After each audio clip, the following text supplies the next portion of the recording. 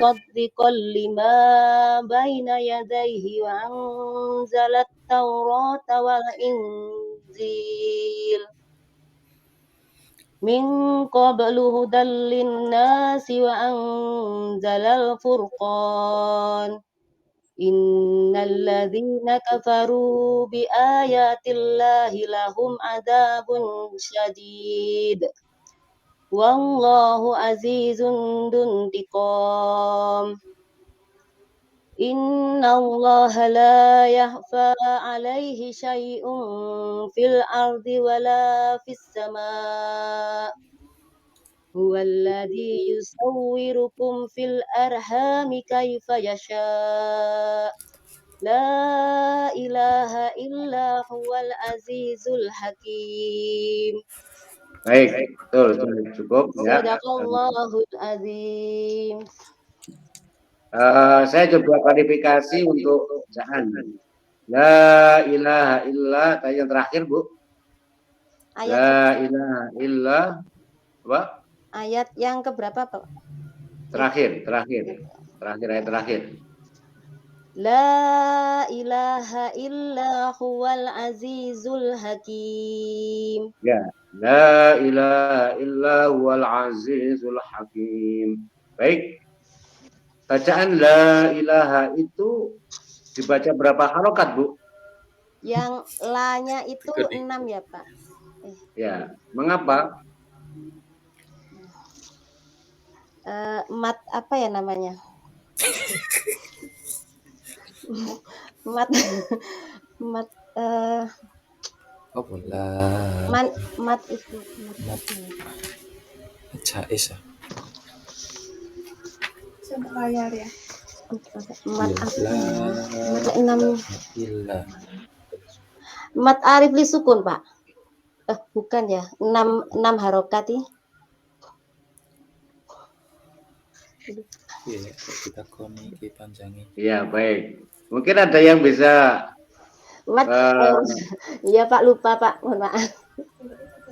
Iya. Itu namanya mat jaiz munfasil. J, mat jaiz. Mat jaiz munfasil itu dibaca 2,5 alif. Harokat ya, 3 harokat ya, 3 harokat. Jadi enggak terlalu panjang. Mengapa mat jaiz munfasil? Karena itu la-nya itu terpisah dengan ilaha. La ilaha. Baik. Ya, secara umum sudah lumayan bagus. Cuman stabilnya aja kurang.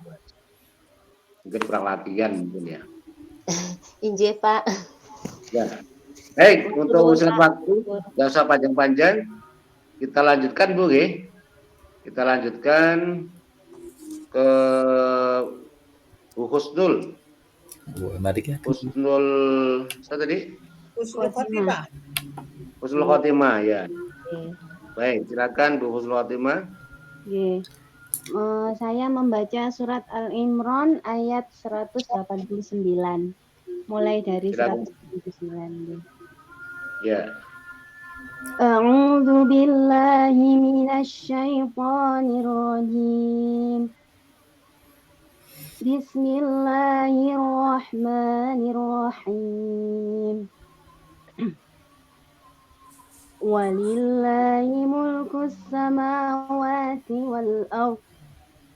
Wallahu ala kulli syai'in qadir. Inna fi khalqis samawati wal ardi wa ikhtilafil laili wan nahar واختلاف الليل والنهار لآيات لأولي الألباب الذين يذكرون الله قياما وقعودا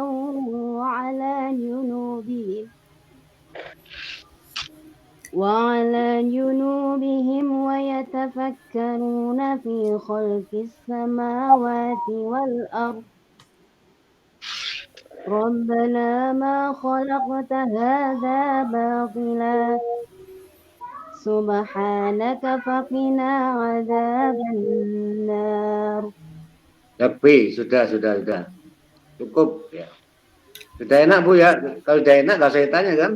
Sudah enak. Sadaqallahul azim. Pertanyaannya di mana belajarnya itu kan? Di mana Bu belajarnya? Salam nggih. Dan Belajarnya di mana? di TPQ Ustaz nggih. Ini sudah enak, jadi nggak usah saya tanya lah untuk menyingkat waktu. Baik, selanjutnya Pak Burhanuddin. Silakan Pak Burhanuddin. Ya Pak, siap. Yang saya baca surat Toha. Ya. A'udzu billahi minasyaitonir rajim. Bismillahirrahmanirrahim. Toha ma anzalna 'alaikal qur'ana litashqa illa tadhkiratan liman yakhsha tanzilam mimman khalaqal arda was samawatil ula ar-rahmanu 'alal 'arsy istawa lahu ma fis samawati wa ma fil ardi wa ma bainahuma wa ma tahtas thara wa in tajhar bil qawli fa innahu ya'lamus sirra wa akhfa Allahu la ilaha illahu lahul asmaul husna. Lanjut Ya. terus Pak. Baik, cukup. Tapi Shadaqallahul tadi ada azim. ya. Toha ma anzalna apa gimana? Toha ma anzalna ilaika gitu ya. Nggih. Nah, nanya tadi kok dibaca pendek ngapa, Pak? Nanya panjang, Pak. Panjang kan? Panjang. Jadi kok dibaca pendek. Kemudian litasko-nya kok dibaca panjang sekali. Litasko itu bacaan mat wajib mutasil, Pak. Alasannya? Alasannya ada tanda pepetnya itu litasko. Cuma saya baca wakof di situ ada dibaca wasol karena di situ ada lam. Akhirnya saya teruskan di ilanya litasko illa tadhkiro. Baik. Kalau dia wasol itu hukumnya apa, Pak? Dibaca terus, Pak. Ya terus. Hukum bacaannya. Namanya wasol terus. Hukum bacaannya namanya. Ya. Kalau dibaca terus wasol itu hukum bacaannya apa? Dibaca terus hukum bacanya menjadi mat wajib munfasil, mat wajib mutasil, Pak. Apa itu mat wajib mutasil? Mat wajib munfasil itu adalah mat wajib munfasil atau mat wajib mutasil? Kalau mat wajib mutasil, kalau mat jaiz munfasil itu mat tabi'i bertemu hamzah dalam satu kalimat. Ya, itu dalam satu kalimat atau berbeda kalimat? Dalam satu kalimat, Pak. Litasko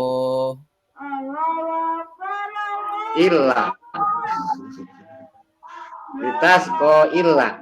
Yang satu kalimat itu ulaika, itu satu kalimat, Pak. Jadi litasko itu fi'il mudhari, ilahnya harfu nafi. Itu berbeda kalimat. Litasko itu fi'il mudhari, ada lamnya, lam mudhari. Ilahnya itu adalah harful istisna. Jadi ini berbeda kalimat. Kalau berbeda kalimat itu namanya mat jaiz. Mat jaiz munfasil. Iya. Itu dibaca 2,5 harokat. Tapi kalau Pak Burhan itu mewakafkan, dia adalah hukum bacaannya apa? Matobi'i. Itu di akhir kalimat bukan, Pak? Bukan ya? Di akhir kalimat. Kalau di akhir kalimat namanya apa? Mat iwat.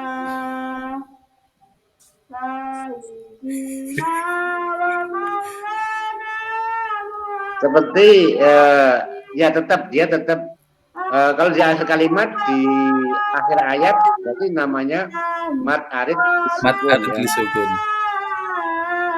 ya. Baik, cukup. Oke, Pak. Ini jam tayangnya agak cepat kira-kira. Lanjut Bu Dwi apa? Pak Dwi ya? Dwi bagus. Pak Dwi. Nggih. Pak Dwi bagus ya. Nggih. Saya akan bacakan. Langsung buka Pak ini enggak? Ya cek gak apa-apa ya.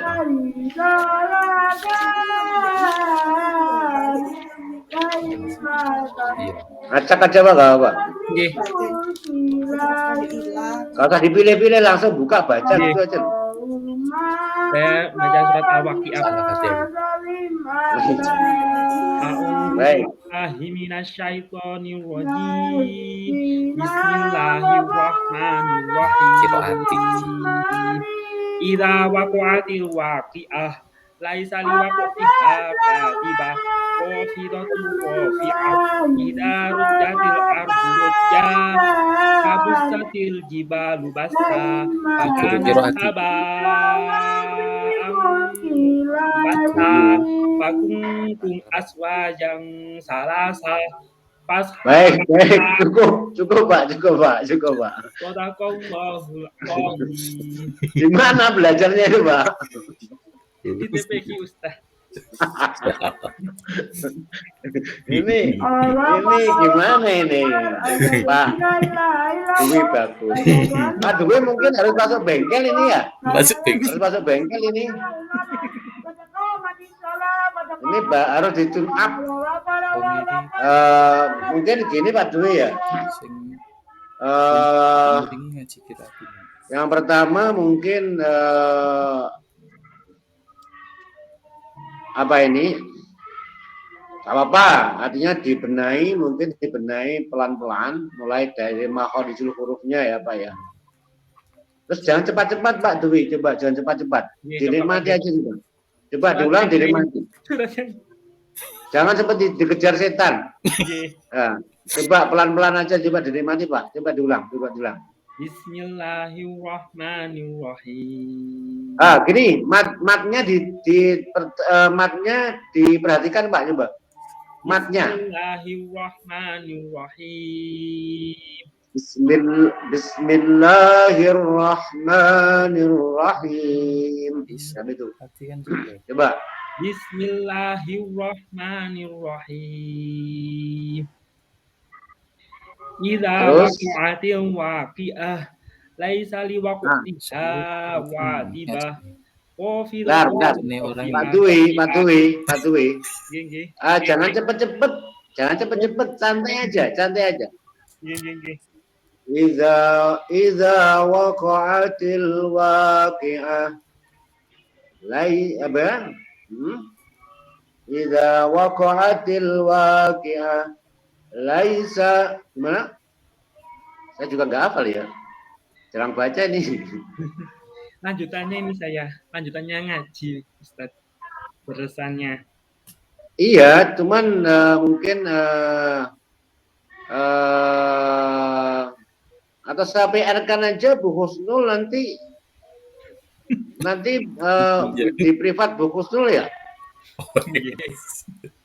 Oke, dulu wis. Ya, Bu Husnul. Coba Pak pelan-pelan. Saya minta tolong Bu Husnul ini untuk secara online kan bisa Bu, secara online nggak harus datang sama-sama batunya. Ini coba Pak Fatihah Pak, Fatihah Pak. A'udzu billahi minasyaitonir rajim. Bismillahirrahmanirrahim. Alhamdulillahi rabbil alamin. Ar-Rahmanir-Rahim. Maliki Dek ini sih kok yaumiddin. Ibu Kusnul. Iyyaka na'budu wa iyyaka nasta'in. Bentar Pak Dwi, maaf. Saya coba saya benahi sedikit. Gini Pak, yang Fatihah itu A, yang kasroh I, Kira yang domah itu U. Nggak ada O. Coba. Fatihah lagi coba. Bismillahirrahmanirrahim. atau ini Alhamdulillahi rabbil alamin. Ar-Rahmanir-Rahim. Maliki yaumiddin. Yau, bukan yau. Maliki yaumiddin. Yau. Nggih, Pak. Yau. Coba. Maliki yaumiddin. Bukan yau. jauh. Maliki yaumiddin. Pak. Kita ulang lagi. Maaf.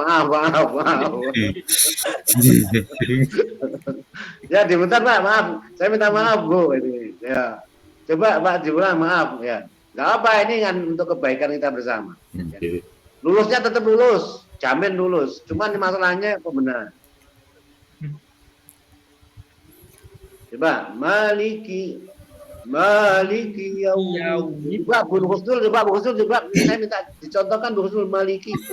Satu cinta fokus. Yoi. Sekarang ditakoni. Maliki yaumiddin. Itu Pak.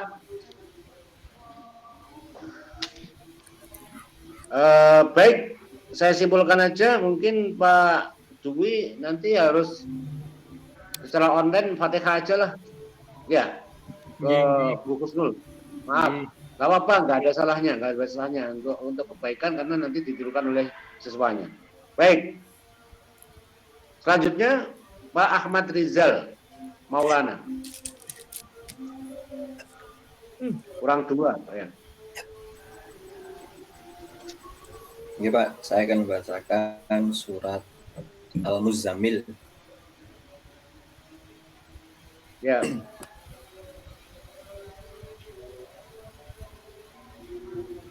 A'udzu billahi minasy syaithanir rajim. Bismillahirrahmanirrahim.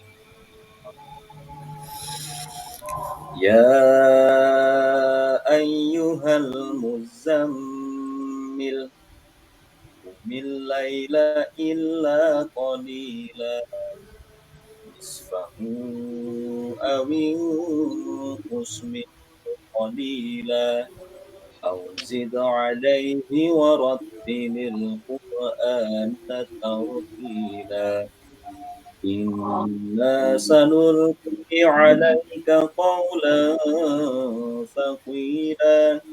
Inna nashi'atal laili hiya ashaddu wata'an wa aqwamu qila.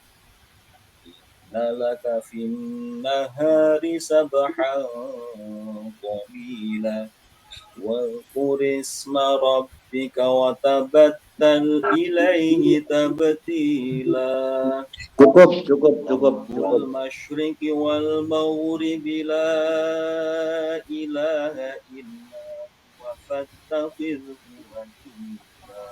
Shadaqallahul azim. Baik. Ya, baik. Ya, saya udah bagus ya. Itu didukung oleh lagu yang bagus ya. Cuma tadi di depan ada beberapa sedikit kesalahan sedikit, tapi mungkin masih awal aja nervous mungkin ya. Di awal tadi ada beberapa sedikit kesalahan. Ya, di depan tadi ada beberapa kesalahan mungkin karena masih grogi atau bagaimana. Baik, saya lanjut Bu Fian Indriani. Belajar Pak. Gak apa, belajar bersama ya. Apa kita sama-sama belajar. Saya juga masih belajar. Saya kira apalagi belajar semacam ini menjadi penting. Nggak apa-apa. Ya tetap ada progres, ada improve untuk bacaan Quran ini kan tidak hanya untuk bekerja, tetapi untuk yang lainnya juga. Baik. Ya silakan Bu Bian. Oke, Pak. Suaranya ke putus-putus apa mboten? Enggak, bisa dengar ya. Aman. Nggih. A'udzu billahi minasyaitonir rajim. Bismillahirrahmanirrahim. Alhamdulillahilladzi anzala ala 'abdihil kitab wa lam yaj'al lahu 'iwaja. Qayyiman liyundhira ba'san shadidan min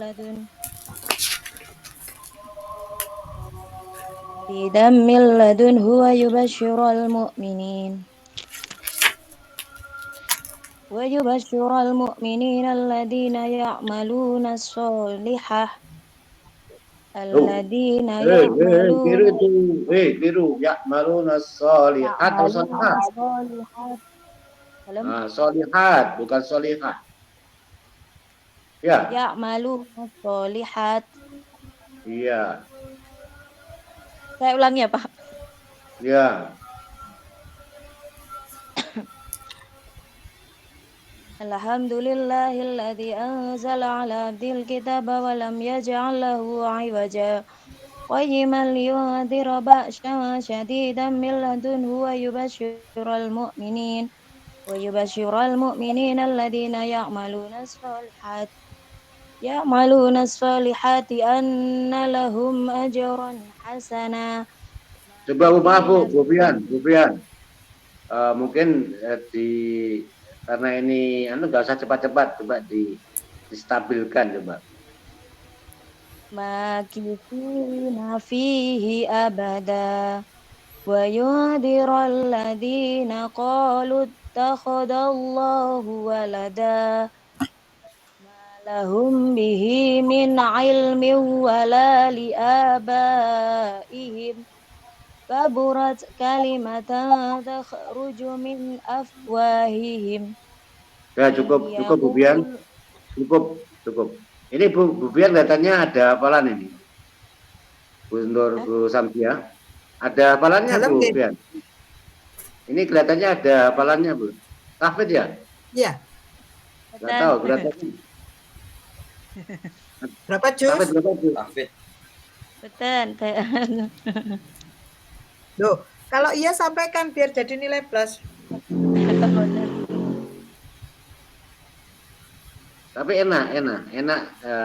Hanya sering ngaji mungkin ya. Saya kira sudah cukup Bu Samsia untuk Qurannya. Nggih. Sudah. Alhamdulillah untuk Al-Qur'an sudah tuntas. Kita sekarang ke pedagogiknya nggih. Terkait modul ajar P5 ngoten nggih. Kemudian PTK Pak sebetulnya Pak. Ke PTK. Tapi pangapunten Pak Slamet.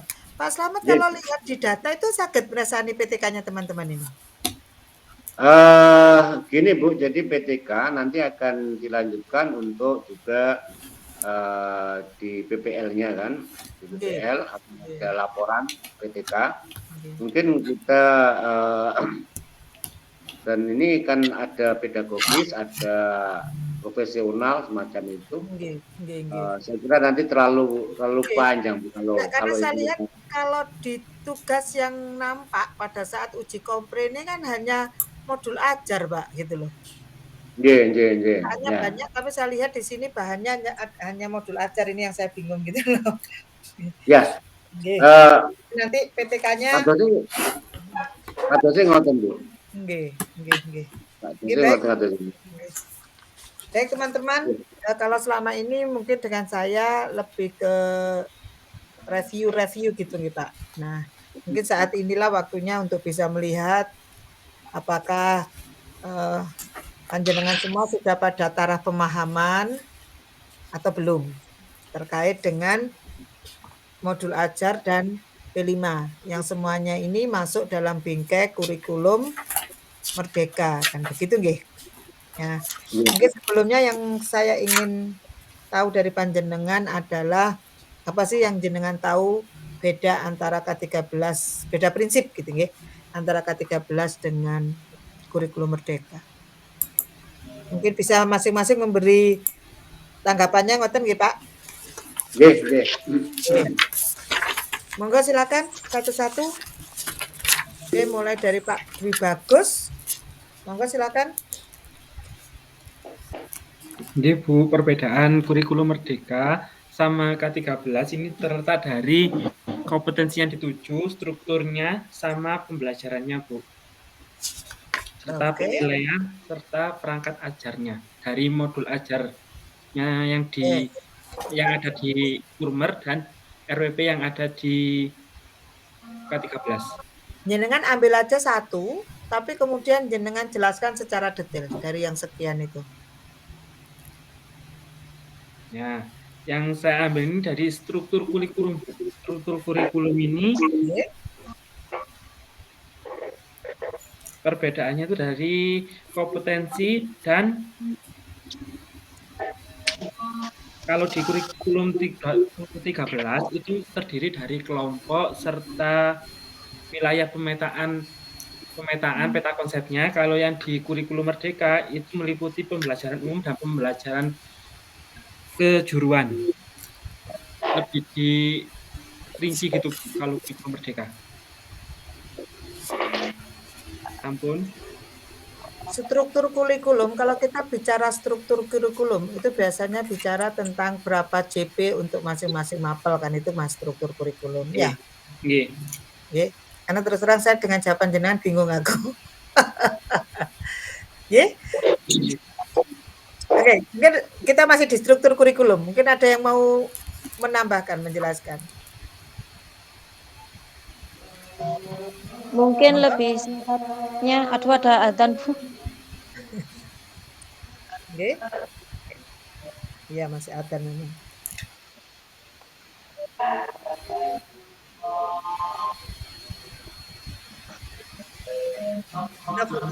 Kurikulum dulu.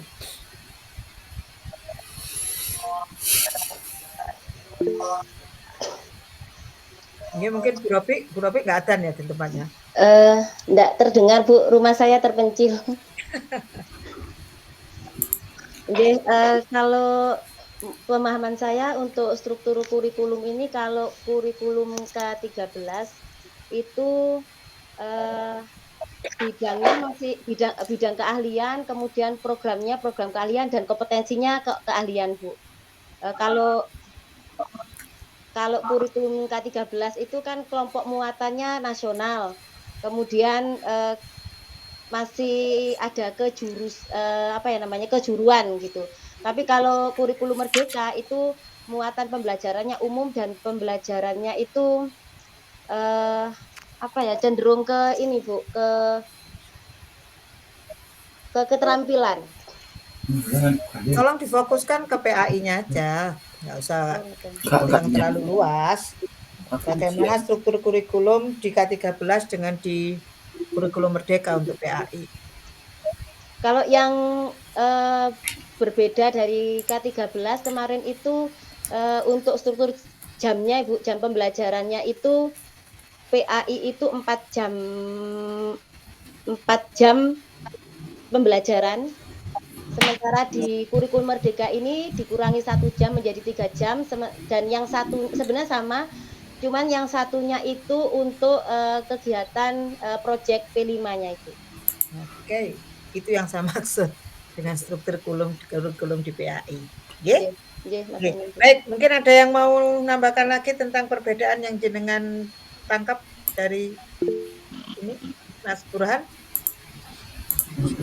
Oke, baik, terima kasih atas kesempatannya. Jadi kalau menurut kami perbedaan di kurikulum Merdeka dengan kurikulum K13 ini, kalau di kurikulum 2013 itu umumnya hanya berfokus pada kegiatan intrakurikulernya. Sedangkan pada kurikulum Merdeka itu ada intrakurikuler dan juga kokurikuler melalui proyek P5. Asumsinya kurang lebih seperti yang dikatakan Pak Walid dahulu kala adalah kurikulernya itu 20 sampai 30%, sedangkan intrakurikuler 70 sampai 80%. Dan untuk model pembelajarannya, kalau kurmer itu peserta didik terdorong untuk mengeksplorasi pengetahuan. Kalau di K13 peserta didik diajak untuk ya hampir sama untuk diajak berpikir, cuma tahapannya sudah beda lagi. Nah, kalau kurikulum 2013 itu kan masih banyak menggunakan kata eksplorasi, elaborasi, sama satu apa? Kolaborasi ya. Nggih. Kurang lebih itu. Kalau di Kurmer kan sudah pakai kontekstual, kemudian critical thinking dan lain sebagainya. Mungkin itu Bu yang bisa kami tangkap. Oke, boleh. Yang lain mau nambahkan? Sampaikan satu aja ya, supaya nanti yang lain masih bisa menjawab. 1 poin gitu maksudnya. Dari Mas Burhan yang saya tangkap sebetulnya lebih ke poin itu, kokurikuler, intrakurikuler. Itu memang yang nampak nyata ya.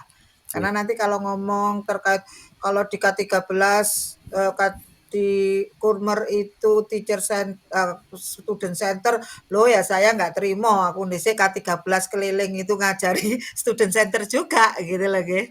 Jangan kalau lebih oke. Tapi ada sesuatu yang khas memang di Kurmer yang tidak ada di K13 atau belum ada di K13. Mungkin ada yang mau menambahkan? Untuk menambahkan Bu, Ahmad Riza Maulana. Oke, Mas Riza monggo. Nah, ini untuk masalah alokasi waktu juga di K13 dan Kurmer, ini perbedaannya adalah apabila di K13 itu memang sudah disusun untuk tujuan itu walaupun setahun tapi per semester juga diukur. Jadi dalam satu semester itu nanti anak itu akan mendapatkan hasil seperti apa. Tapi kalau di Kurmer ini dialokasikan selama 1 fase, jadi bisa fleksibel untuk pembelajarannya. Apabila anak itu tidak mampu di fase yang pertama, misalkan di kelas yang fase A, misalkan kelas 1, maka bisa diulang lagi di fase selanjutnya itu kelas 2-nya, tetap dalam 1 fase. Oke, bagus. Ada pembagian fase ya?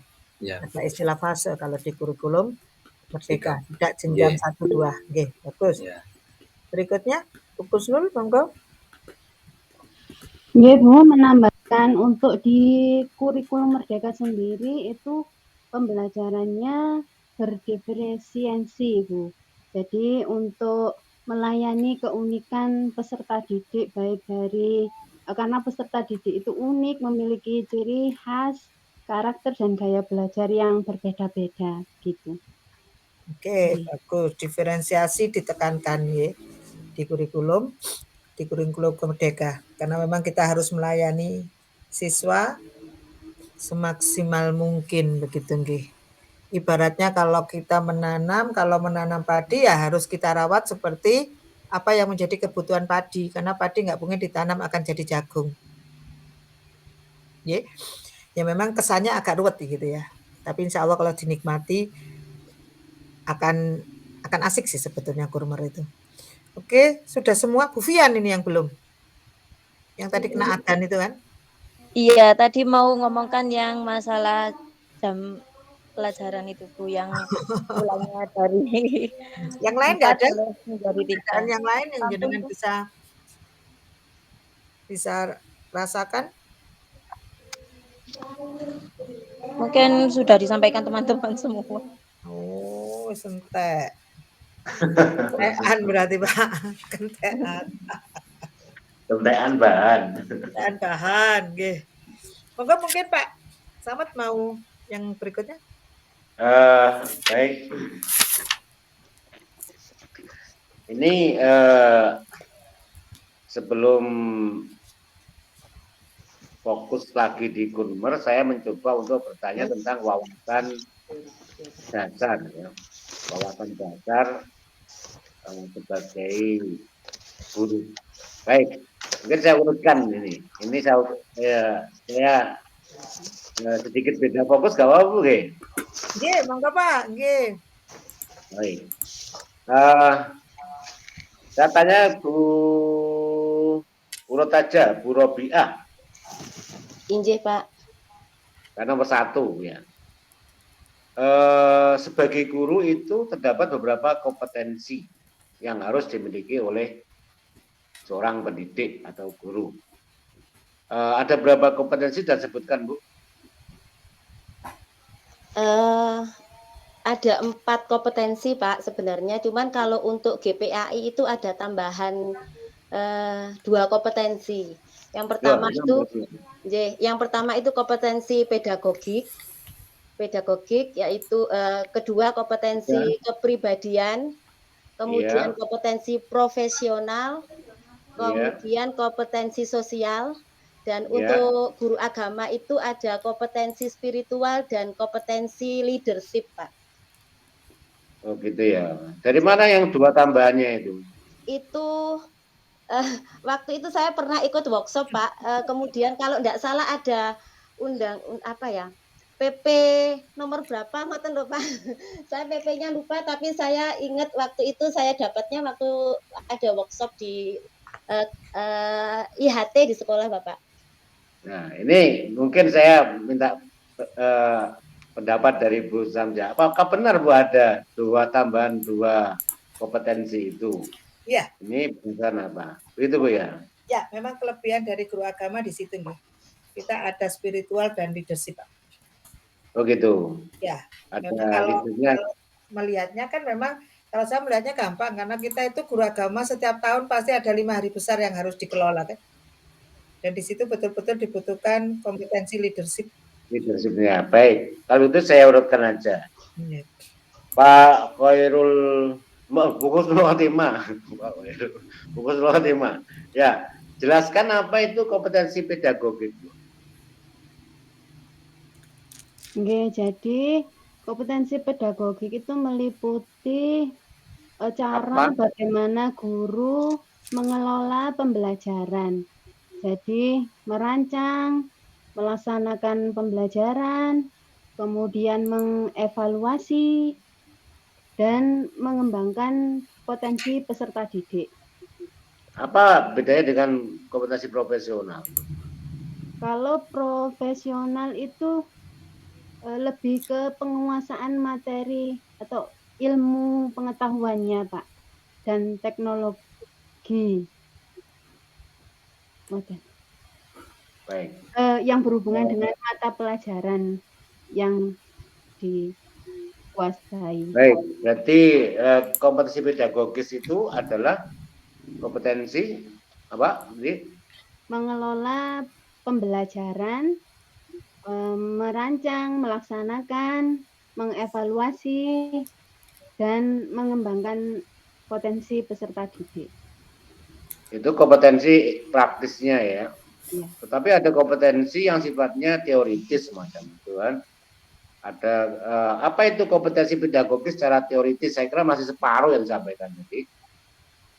Karena tidak semua guru, tidak semua orang bisa mengajar. Itu realnya.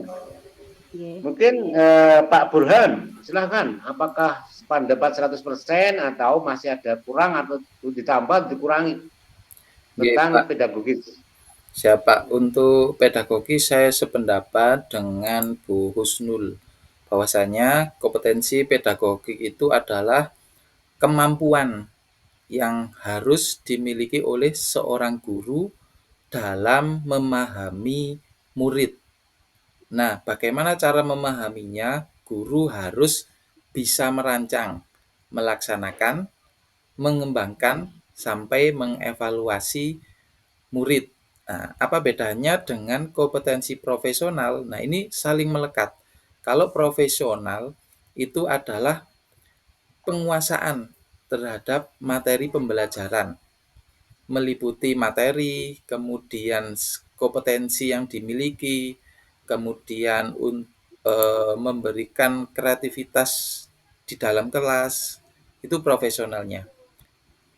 Mungkin itu. Kok samar-samar itu Pak ya, nggak jelas.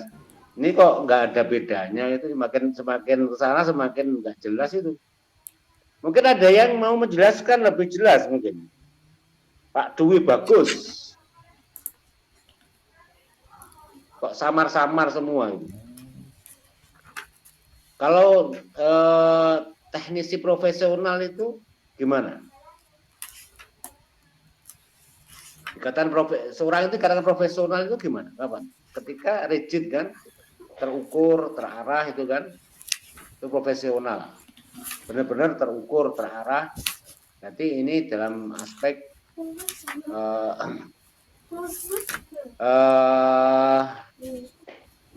ya, mungkin Pak Dwi Bagus, silakan Pak Dwi Bagus. Yang profesional Pak Nggih. Pedagogis. Pedagogi. Pahaman saya sih itu tentang mengelola Pak, kegiatan mengelola pembelajaran yang ada di dalam kelas Pak, dengan cara kita merancang terus melaksanakan pembelajaran serta penilaian. Itu pahaman saya. Baik. Mungkin saya pertegas saja. Pedagogi secara bahasa itu adalah ilmu mendidik. Kemampuan untuk mendidik. Jadi wawasan tentang kependidikan. Mulai dari bagaimana cara mendidik, ilmu mendidik, cara pandang terhadap siswa, cara pandang ini mindset.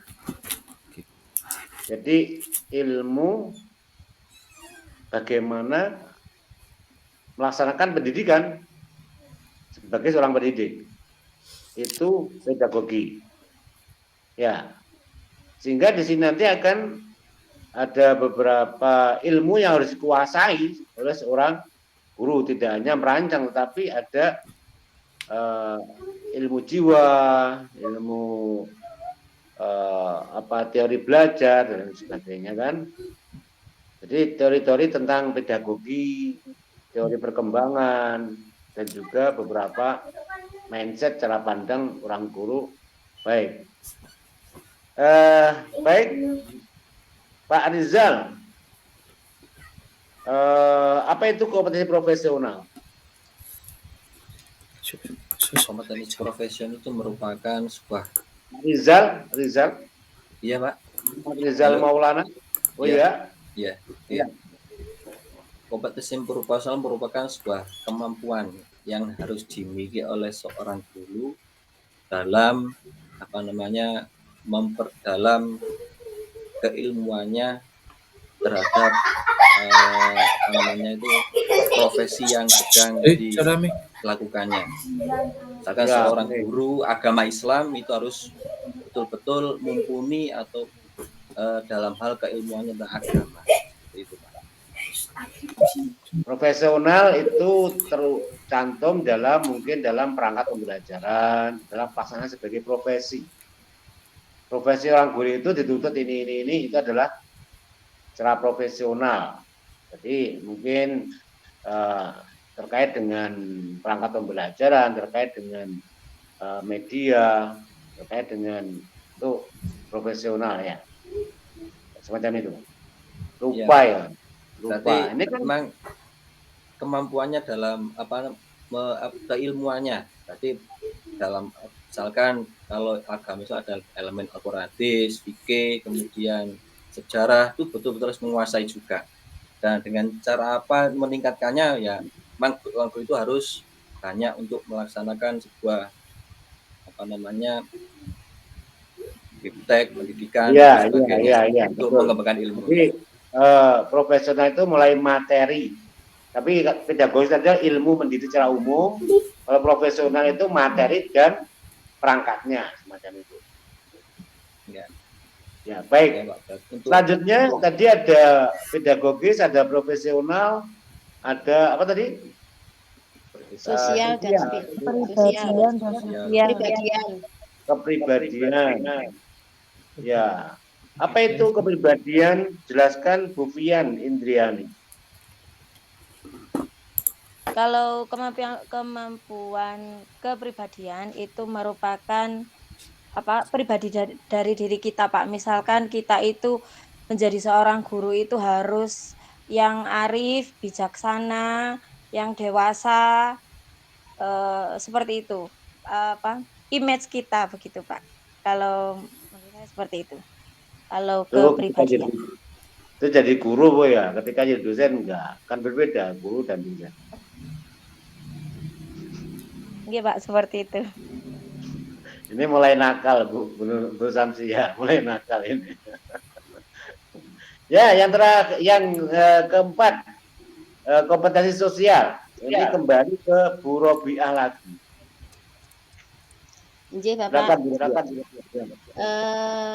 Kalau kompetensi sosial itu adalah bagaimana seorang guru itu mampu bersosialisasi, baik itu terhadap siswanya, terhadap sesama guru, terhadap kepala sekolah, maupun terhadap lingkungan yang ada di sekitarnya ataupun komunitas guru tersebut. Jadi sikap sosial yang dimaksudkan sosial mana? Apakah kasar atau lingkungan? Di lingkungan pendidikan secara khusus mungkin di lingkungan pendidikan, Pak, tapi secara umum guru itu di mana-mana pun akan tetap menjadi guru. Jadi sikap sosialnya hendaknya tertanam erat dimanapun orang itu berada. Mungkin seperti itu, Pak. Baik. Mungkin Bu Samsia apa penambahan, Bu? Oh, oke. Saya pikir sudah Pak kalau untuk kompetensi gurunya. Insya Allah teman-teman sudah mulai paham, terlihat sudah paham atas kompetensi-kompetensi yang harus dimiliki gitu nggih. Termasuk yaitu tadi kalau guru agama tambah spiritual dan leadership nggih. Ya. Mungkin berikutnya kita bisa ke modul ajar nggih, Pak? Kalau saya lanjutkan dulu gimana, Bu? Oke, monggo Pak. Baik. Ada satu pertanyaan lagi. Oke. Ini kepada, kita mulai dari Pak Burhanuddin aja. Pak Burhanuddin mana Pak Burhanuddin? Nggih, Pak. Pak Burhan? Nggih, siap. Ya. Di dalam mengajar itu ada seorang guru punya kompetensi pedagogis. Di situ ada beberapa teori tentang teori belajar. Ya. Sebutkan Pak, ada berapa? Oke Pak, berdasarkan yang sudah kami pelajari, teori belajar ada 5 Pak. Yang pertama behavioristik, kognitivistik, humanistik, konstruktivistik, dan terakhir sosial Pak. Dari mana yang terakhir itu? Di modul pengembangan ajar PPG Pak. Baik, ya gak apa, baik. Ada teori sosial ya? Nggih. Ada teori sosial. Saya baru dengar ini yang jadul saya atau itu ya. Maaf, ini saya masih ragu-ragu. Maaf, PPT. Baik. Bu Robiah. Jelaskan apa itu teori belajar kognitif.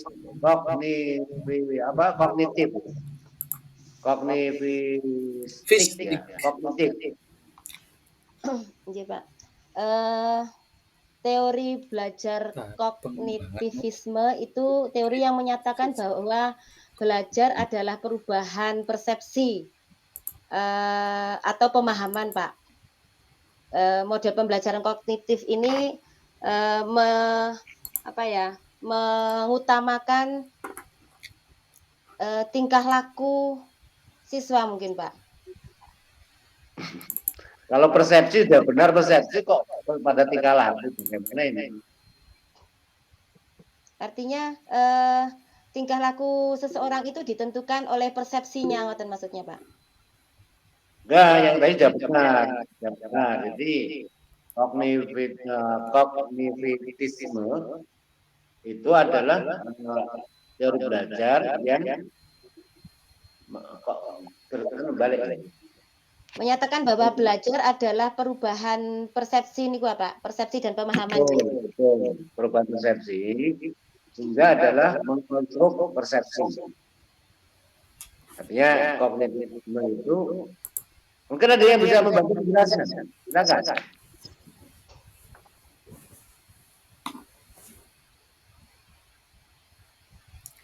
Saya panggil Ibu Sulhotimah, silakan. Ya, Bapak menambahkan dari Bu Robi tadi, ya, itu sudah benar Pak. Saya menambahkan bahwa di teori kognitivistik ini melibatkan proses berpikir yang kompleks dan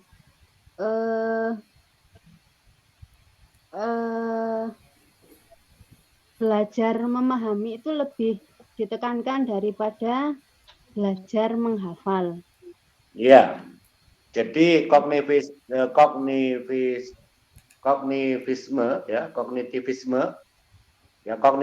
itu lebih mendekatkan pada daya nalar. Daya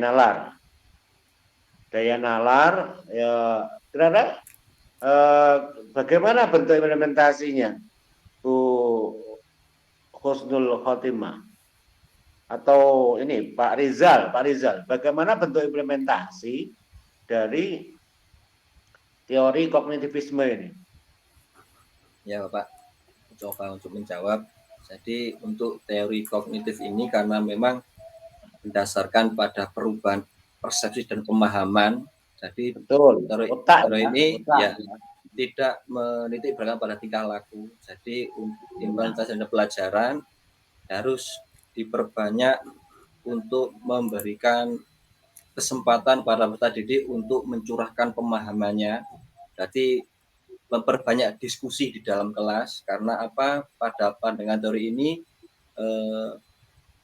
bahwasanya menganggap peserta didik sudah mempunyai kemampuan awal dalam pengetahuan. Jadi untuk merubahnya harus diperbanyak untuk melaksanakan diskusi atau curah pendapat dengan teman-teman yang lain. Melatihkan daya nalar. Ya, melatihkan bukan sudah punya, melatihkan bagaimana memberikan porsi, melatihkan daya nalar pada siswa. Nah, ini perlu diimplementasikan dalam modul ajar. Artinya tidak harus begini itu kan doktrin. Sehingga jangan-jangan nanti harus begini anak-anak itu kan capek. Ya, nanti ini bisa teori ini bisa digunakan di dalam modul ajar. Mengapa kok begitu? Mengapa pakai teori kognitivisme? Karena ini adalah mengembangkan daya nalar, terutama pada bidang keilmuan. Karena kan gini kan, di dalam siswa itu ada pengembangan nalar, pengembangan keterampilan, pengembangan attitude, sikap semacam itu, rasa juga. Jadi tidak semuanya pada skill, tapi juga nalar juga pada skill juga, kemudian pada value, pada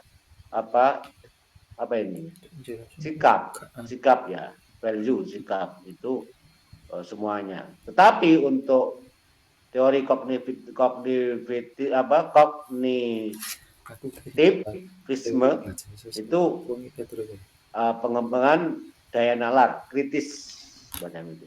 Baik, saya minta nanti ini bisa diimplementasikan dalam bentuk pembelajaran maupun dalam bentuk modul ajar, desain, perancangan pembelajaran maupun praktik di dalam pembelajarannya. Baik, yang kedua, Bu Fian. Nggih, Pak. Jelaskan apa itu teori belajar behaviorisme. Tadi Nggih, kalau nggih, Pak. kognitivisme itu pada daya nalar, kritis. Sekarang jelaskan apa teori belajar behaviorisme. Behavior. Kalau teori behavioristik itu lebih menitik beratkan ke perubahan tingkah laku, Pak. Di situ ada respon, ada stimulus dan respon. Stimulusnya itu berupa cara kita mengajar, kemudian responnya itu tanggapan dari siswa. Mungkin seperti itu. Bagaimana bentuk implementasinya, Bu Fian, kira-kira? Untuk implementasinya, Atau gini, pertanyaan saya ubah. Ini cocok untuk mengajarkan apa kira-kira? mengajarkan surat pendek mungkin, Pak. Karena harus dilakukan ketika anak itu tidak bisa. Salah, Pak. Akhlak, Pak, ya. Akhlak, Pak. Maaf, Pak. Akhlak, Pak. Maaf, salah. Mungkin ada yang mau bantu. Ya, saya kembalikan ke Pak Rizal. Rizal saya. Pak Burhan. Pak Burhan, bagaimana pendapat Pak Burhan? Apa itu jelaskan tadi sudah dijawab oleh Bu Fian terkait dengan teori belajar behaviorisme. Oke Pak, terima kasih.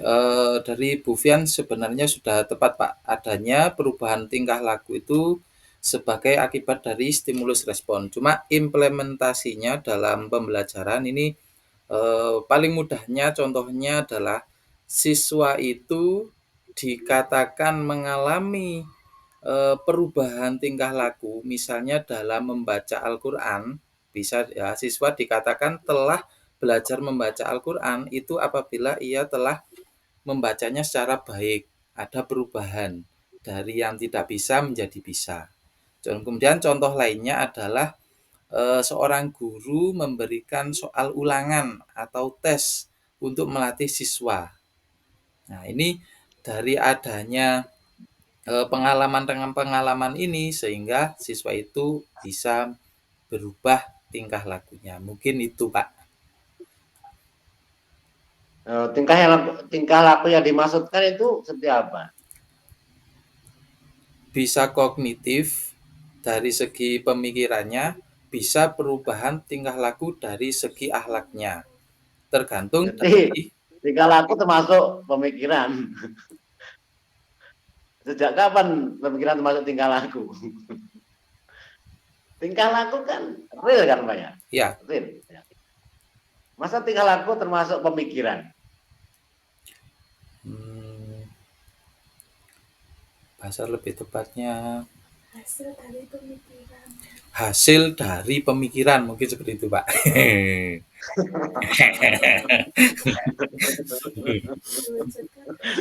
Nah, diwujudkan ya, saya diperjelas, saya sudah setuju tingkah laku. Tapi saya diperjelas tingkah laku itu apa sih? Mungkin ada yang mau menjelaskan ini. Pak Dwi Bagus. Apa itu tingkah laku? Tingkah laku. Ya, apa itu tingkah laku? Terkait dengan behaviorisme ya. Behavioristik ya. Lebih menekankan ke saya tanyakan karena apa? Ini sebagai dasar untuk mendidik. Kalau nggak punya teori, ya bagaimana? Kalau nggak paham, bagaimana mendidik? Lebih itu Pak, karakter peserta didik. Lebih karakteristik peserta didik kalau menurut saya. Menekankan ke situ.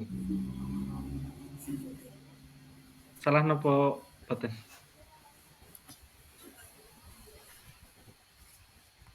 Apakah karakter termasuk tingkah laku? Ya Pak. Karakter itu kan bukan nyata kan? Karakter itu. Jadi sesuatu yang abstrak ya, karakter. Karakter itu satu melekat. Tingkah laku artinya skill. Jadi behavior itu lebih pada penanaman skill. Nanti kalau misalnya mengajarkan untuk wudhu, nah, itu kan skill kan, kemampuan skill wudhu, kemampuan skill sholat duha, keterampilan terampil dalam tingkah laku, terampil sholat duha, terampil baca surat pendek, terampil pokoknya yang skill yang nyata. Tapi kalau kognitivistik itu adalah pemahamannya, bagaimana pemahaman anak terhadap surat Al-Fatihah, gitu kan? Apa isi kandungan surat Al-Fatihah semacam itu. Itu adalah kognitivisme. Tapi bagaimana anak bisa baca Fatihah dengan lancar, itu namanya behavior. Fatihah itu kan nanti kalau kognitif, mengapa Fatihah Bismillah termasuk dalam Fatihah? Mengapa ada kalimat iya kana budu iya kana? Itu kan konstruksi berpikir. Berbeda bagaimana membaca Fatihah yang benar. Itu berbeda. Berbeda kan? Berbeda enggak? Iya. Nah, coba ini kalau begitu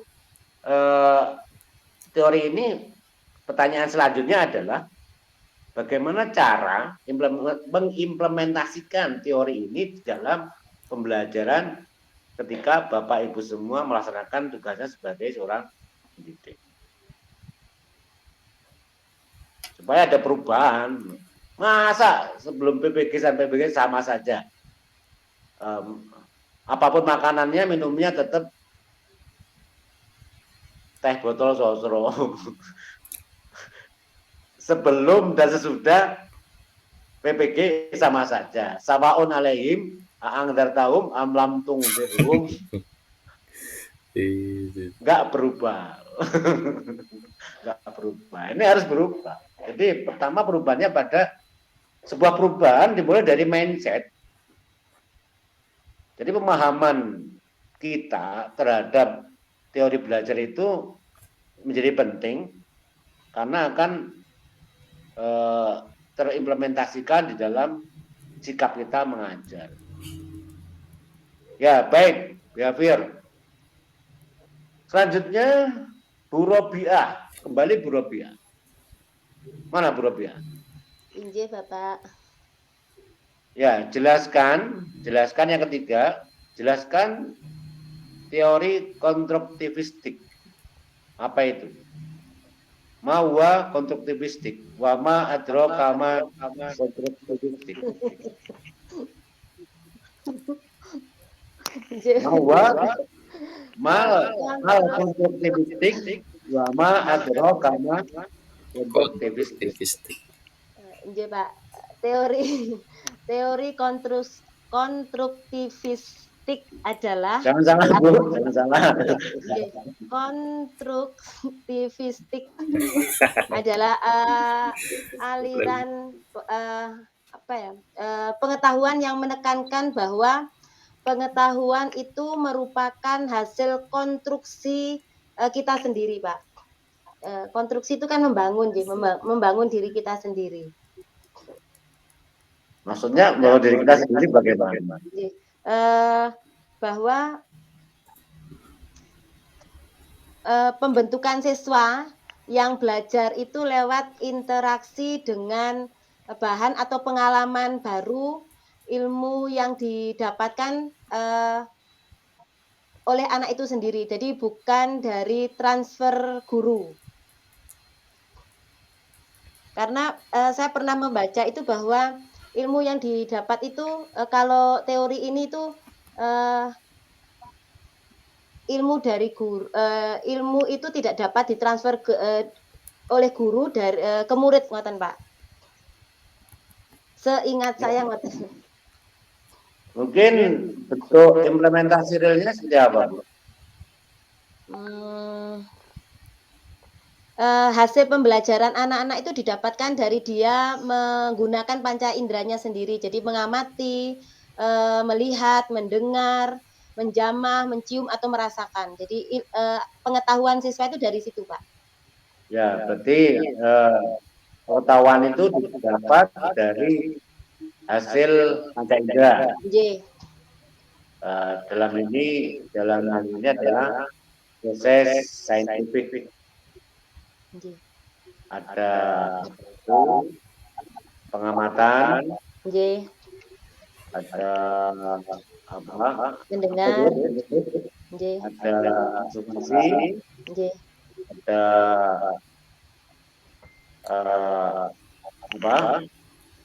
analisa, Nggih, Pak. ada elaborasi ya. Nggih, Pak. Ya, baik. Lalu pertanyaannya kepada Pak Burhan. Kalau begitu apa tugas guru terkait dengan teori konstruktivistik ini? Baik Pak, terima kasih. Tugas guru di sini adalah sebagai fasilitator, karena sebagaimana tadi yang dikemukakan bahwasanya konstruktivistik itu memberikan kebebasan untuk mengkonstruk pemikirannya. Nah, di situ bisa kita sebagai guru dalam melakukan pembelajaran itu lebih ke student center, bukan ke teacher centernya.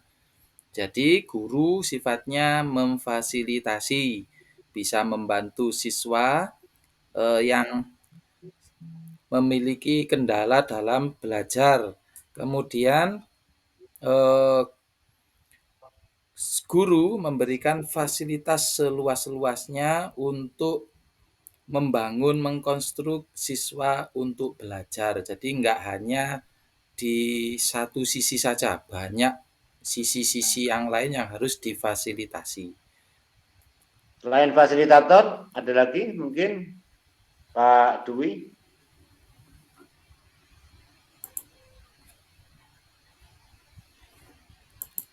Pak Dwi? Halo? Pak Dwi izin ke belakang itu, Pak. Pak Dwi izin ke belakang, Pak. Ya, baik. Pak Rizal. Mana Pak Rizal? Ke depan? Ya, Pak. Apa ya? Selain fasilitator berarti sebagai mediator, Pak. Ya, mediator untuk mengkonstruk pengetahuannya dimiliki oleh seorang siswa tersebut. Nah, memangnya ada pertikaian, ada mediasi.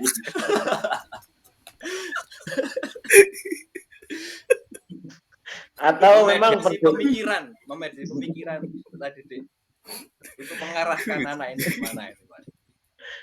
Ya kan mengkonstruk berarti ya. Tugas guru adalah mengkonstruksi bagaimana langkah-langkah bagaimana kegiatan itu mendesain, mengkonstruk pembelajaran yang terarah agar anak itu punya konstruksi pemikiran sesuai dengan saintifik tadi, macam itu. Jadi tugas guru itu mendesain, desainer dan fasilitator. Mendesain, kan nggak mungkin moro-moro ada fasilitatornya, di fasilitasi apa kan begitu kan, harus ada desainnya. Jadi guru itu mendesain, mengarahkan ke sini loh arahnya, cuma gayanya bebas, jalannya ke barat tapi terserah jalannya cepat atau ninggal pegol atau bagaimana terserah, pokoknya ke sana. Jalan bagaimana terserah, pokoknya arahnya ke sana. Masalah jalanmu dengan berangkang, dengan lari cepat, dengan pelan-pelan atau bagaimana, itu boncengan, sendirian, terserah. Pokoknya jalannya ke barat. Nah, itulah ada konstruk. Jadi mengkonstruk, mendesain, tentunya kebebasan yang terbatas. Terbatasnya itu arahnya ke sana tapi bebas. Dengan mundur atau bagaimana, itu bebas. Bagaimana mengkonstruknya ke sana, arahnya tetap ke sana. Jadi ini sehingga kalau begini kan peran guru kan ya jelas tidak ceramah terus, tidak mau idoh hasanah. Mau tetap setiap hari mau idoh hasanah aja. Jangan-jangan saya khawatir setiap hari mau doa sana ceramah di depan anak-anak. Nah, ini ada behavior, ada kognitif, ada konstruktivistik itu diterapkan.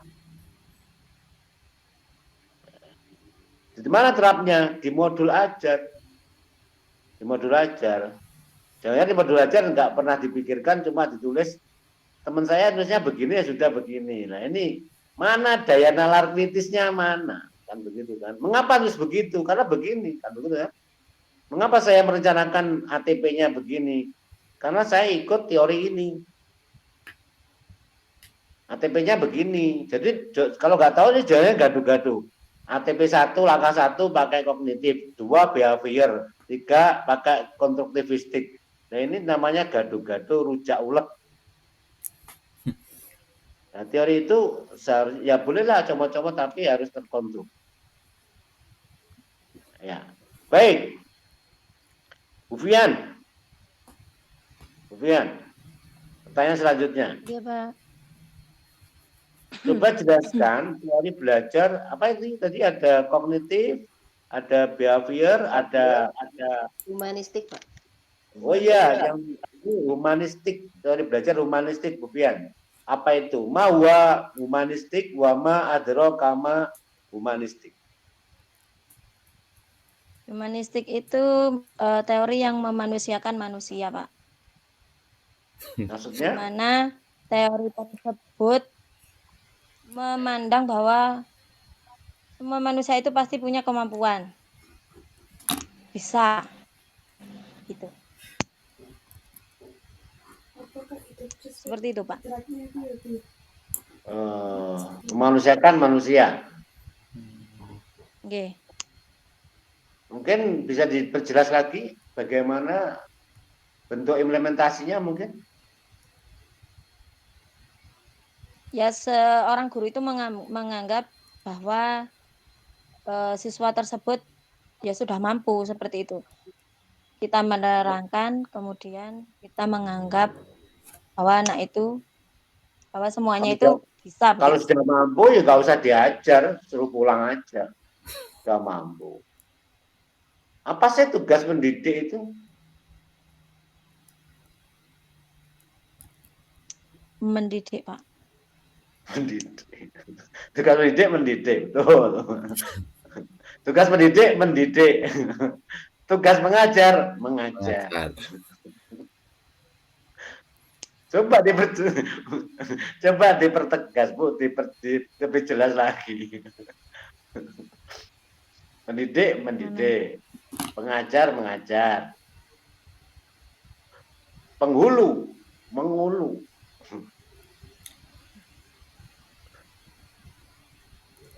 Apa itu coba? Tugas guru itu kan membantu peserta didik mencapai kedewasaan, membantu. Berarti belum dewasa, membantu.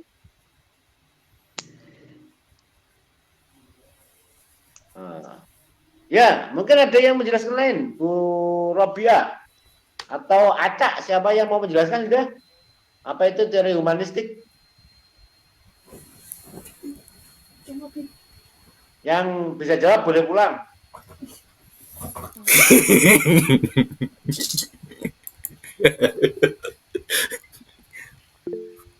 Ya, silakan. Pak Burhan. Pak Burhan. Ya, silakan Pak Burhan. Coba menjawab, kalau betul boleh pulang berarti Pak ya. Ya, boleh pulang. Baik.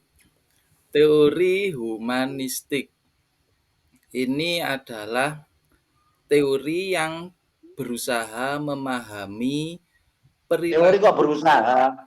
Okay. Manusia memangnya. Okay.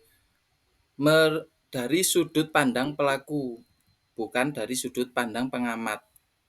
Nah, artinya apa? Di situ contoh implementasinya.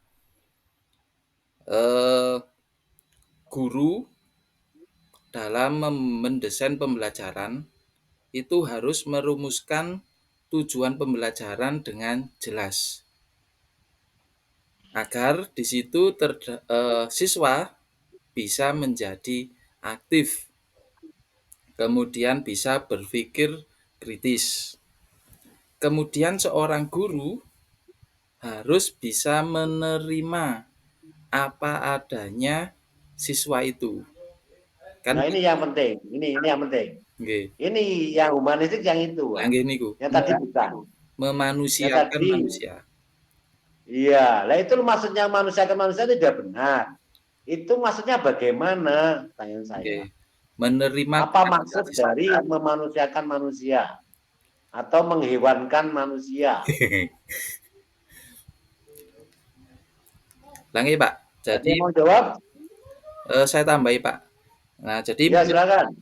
seorang guru itu harus bisa menerima apapun kondisi keadaan siswa, baik dari kognitifnya, kemudian dari karakternya, kemudian juga dari lingkungan keluarganya. Kan seorang guru harus tahu itu. Jadi nggak hanya sekedar pokoknya mulang, selesai, pinter gak pinter urusannya. Nah, tidak seperti itu. Ya, artinya seorang guru harus memahami siswanya Oke. sehingga diperlakukan seperti manusia. Cara pandangnya mau ke kelas sudah mau mengancam, awas nanti tadi anak itu mau saya keplak, gitu. Artinya nanti kan ini sudah berbeda. Ini sudah mau berbeda, artinya harus memandangnya itu cara pandangnya itu membantu bahwa di situ ada masing-masing individu punya potensi, ya benar, fitrah itu punya potensi. Pertama, sisi positifnya, semua punya potensi untuk berkembang. Manusia itu dalam diri manusia sudah punya potensi untuk berkembang. Jadi nggak mungkin jadi diktator, berkembang. Mindset, pertama mindset, cara pandang kepada anak. Menerima perbedaan dari siswa, apapun perbedaannya, terima, membimbing, ya. Jadi ini adalah, jadi kalau begitu tugas guru dalam hal ini kan ini humanistik ini adalah memandang siswa sebagai manusia yang utuh dengan berbagai macam aspeknya, ya kan, baik dari sisi potensi atau perbedaan kelebihan dan kelemahan masing-masing siswa. Kalau begitu tugas guru apa? Siapa yang mau menjawab terkait dengan teori humanistik ini?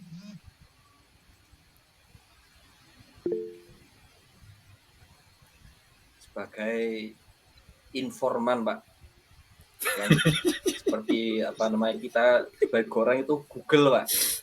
Misalkan si A itu minatnya apa, kita berikan sumber-sumber yang luar biasa di situ yang relevan bagi siswa tersebut.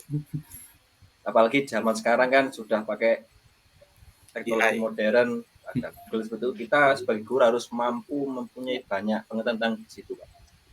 Misalkan si A ini kecenderungan pada IPA, maka kita harus, seorang guru itu harus apa namanya, mengarahkan ke situ, memberitahu, oh di sini kamu bisa cari sumber yang baik di situ. Tapi sebelum kan intinya memahami siswanya. Jadi tugasnya adalah mengeksplorasi kemampuan yang ada dalam masing-masing siswa. Bagaimana bisa memberikan perlakuan kalau nggak paham kebutuhan masing-masing siswa?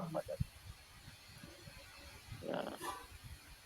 Baik, kira-kira apa yang Bapak lakukan kira-kira ketika dalam teori ini?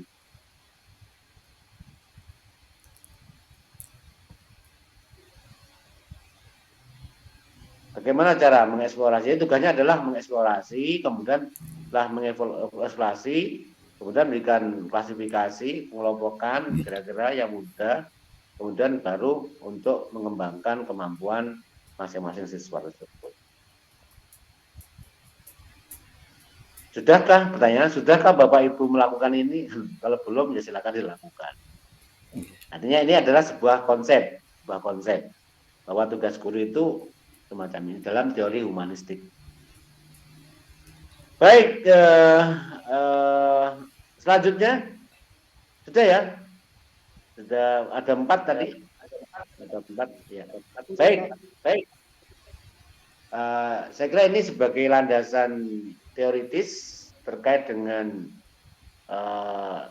teori belajar dan juga terkait dengan kompetensi guru.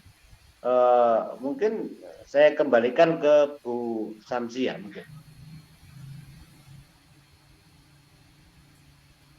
Ya, mohon maaf. Ngapunten. Terima kasih. Saya jadi ikut belajar. Bu. Agak lama. Enggak apa-apa, Bapak. Enggak apa-apa. Saya jadi ikut belajar dan dari tadi komunikasi panjenengan dengan mahasiswa ini saya juga bisa ikut menilai sebetulnya. Ikut bisa sekaligus menilai gitu, nggak usah ikut bertanya. Karena terus terang kalau masalah teori Pak dosen ahlinya gitu nggih. Kalau prakteknya nol. Kalau saya mungkin sudah lama lupa dengan teori itu. Tapi saya nggak tahu praktek di lapangan, Bu. Oke, kita bisa sharing Pak di sini. Kita bisa sharing di sini. Oke. Baik, terima kasih Pak. Berikutnya kita lebih ke aplikatif ya. Aplikatif terkait modul ajar dan P5. Mungkin pertanyaan saya sederhana, tapi nanti semuanya bisa memberikan masukan sehingga saat ini kita uji kompres, judulnya uji, gitu ya, ujian. Tetapi saya berpikir bahwa di dalam ujian itu pun kita bisa belajar.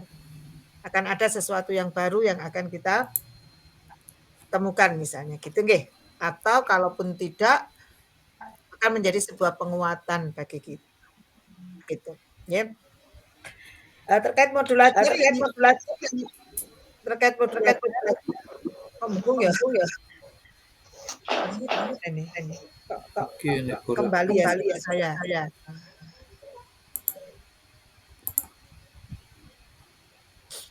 Suara saya seperti ada yang mengembalikan. Oke.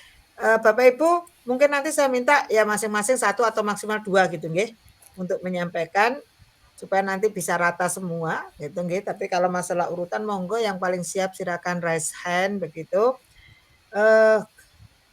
Kali ini di kurikulum Merdeka kita membuat perangkat belajar kita diantaranya adalah modul ajar gitu nggih. Sedangkan kalau di sebelum-sebelumnya kita menggunakan yang namanya RPP. Pertanyaan saya sederhana. Apa sih yang jenengan bisa lihat perbedaan antara RPP dengan modul ajar itu? Satu orang cukup 1 atau 2. Kemudian nanti akan bergantian dengan yang lain. Oke, siapa dulu? Mbak Fian, monggo. Kalau mulai dari yang pertama nggih Bu, di dalam modul ajar itu yang pertama kita menampilkan profil pelajar Pancasila yang sebelumnya di K13 belum ada. Mungkin itu. Oke. Saya pegang dulu ada profil pelajar Pancasila di K13 ya, di K13 memang tidak ada. Tidak muncul yang disebut profil, tapi sebetulnya ruhnya sama. Kalau di K13 namanya apa?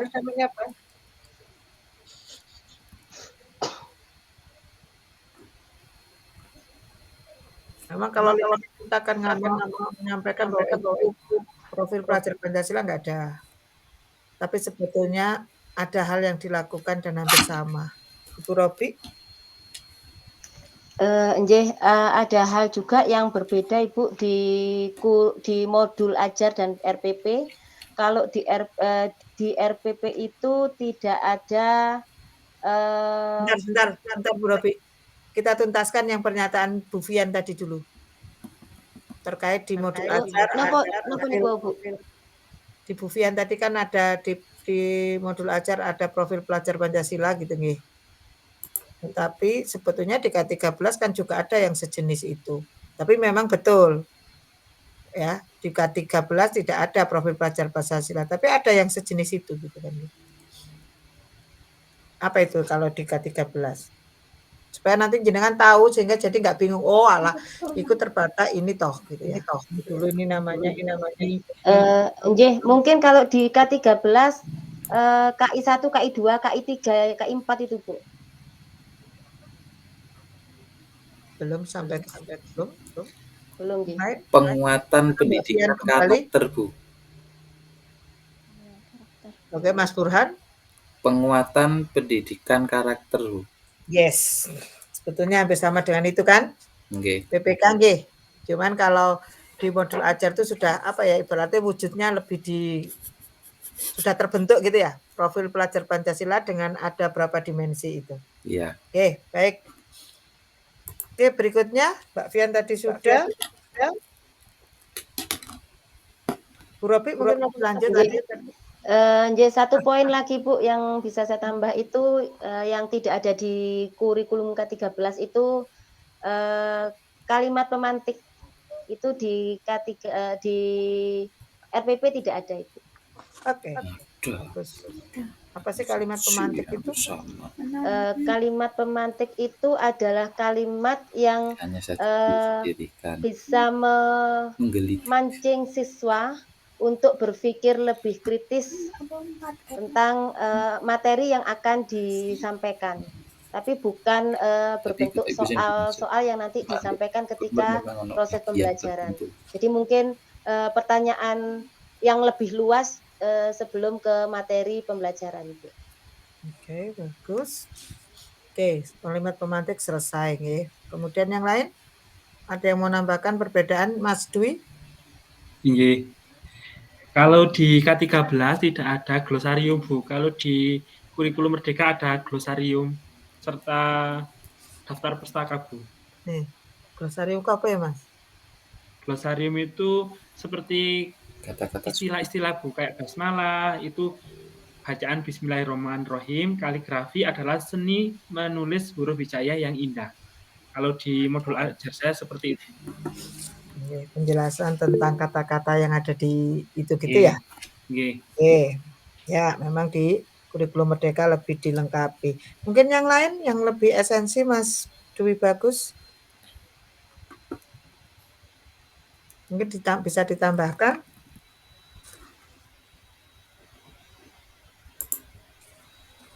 Bisa ditambahkan lagi atau cukup itu, Mas?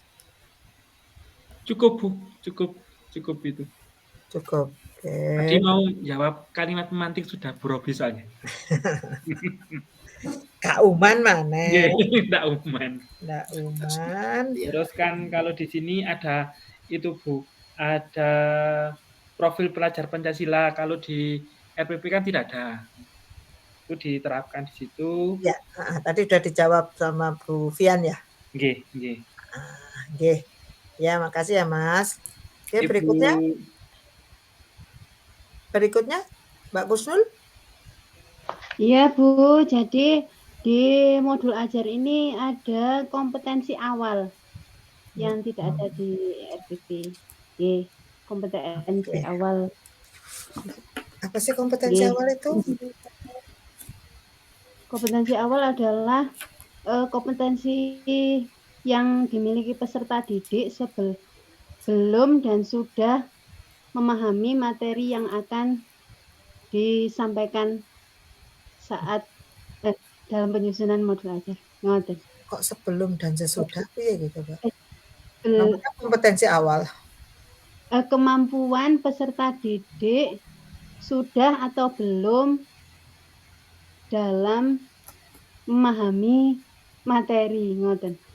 Nggih. Memahami materi yang akan dibelajarkan begitu ya? Nggih.